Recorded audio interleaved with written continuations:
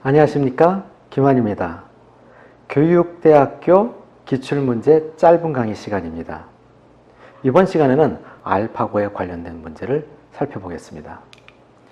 여러분들 이 사진을 보면 무엇이 떠오릅니까? 이세돌 구단하고 알파고가 대국하는 모습이 지금도 눈에 선할 것입니다. 자, 이 사진을 보고 여러분들이 알고 있는 알파고, 다시 한번 문제 제시문을 보겠습니다.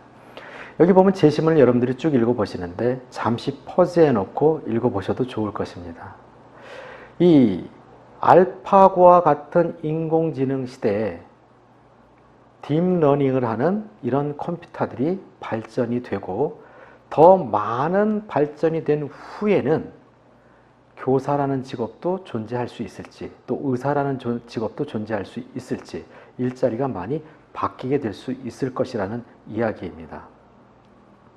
그럼 이 제시문을 통한 문제는 어떤 것인지 살펴보겠습니다. 첫 번째로 인공지능이 교육 분야에 적용될 때 교사의 입장에서 가장 큰 영향을 받을 것으로 생각되는 것과 그 이유를 제시해보라. 다시 말해서 인공지능이 교육 분야와 교사에게 어떤 영향을 미칠 것이냐는 것이죠. 두 번째는 그렇다면 학생들을 교육하기 위해서 교사는 어떤 능력을 갖춰야 될 것인지, 나중에 어떤 교사가 될 것인지를 생각해 보시면 되겠죠. 이런 두 문제가 출제되었습니다. 그러면 나름대로 어떤 취지에서 출제를 했는지 출제 의도를 한번 살펴보겠습니다. 지금 현재 인공지능 시대에 관심이 높아지고 있고요. 이 인공지능의 발전이 직업세계에도 영향을 미칠 것이라는 부분과 그 다음에 인공지능의 발전은 교육계에도 많은 영향을 미칠 것이다 라는 부분이고요.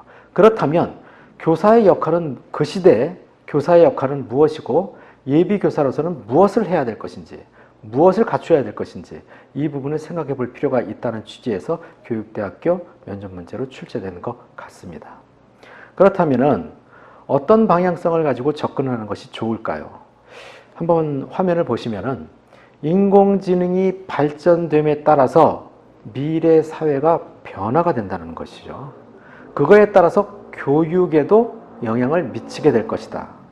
그렇다고 한다면 예비교사의 입장에서는 자신의 생각을 어떻게 얘기해야 될 것인지, 어떤 생각으로 무엇을 갖추고 있어야 될 것인지를 생각해 보고 이야기해야 된다는 것이고요. 이 이야기를 할 때 무턱대고 4차 산업혁명 시대에 인공지능이 발전됐으니까 교육이 이렇게 변화될 것입니다라는 본인의 주장만 할 것이 아니라 그거에 관련돼서 왜 그런 생각을 하게 됐는지를 논리적이고 설득력 있게 이야기해야 된다는 것입니다. 여러분들이 면접장에 가서 질문에 답변을 할 때는 반드시 논리적이고 설득 있는 답변이 중요하다는 것을 잊지 않으셨으면 좋겠습니다. 감사합니다.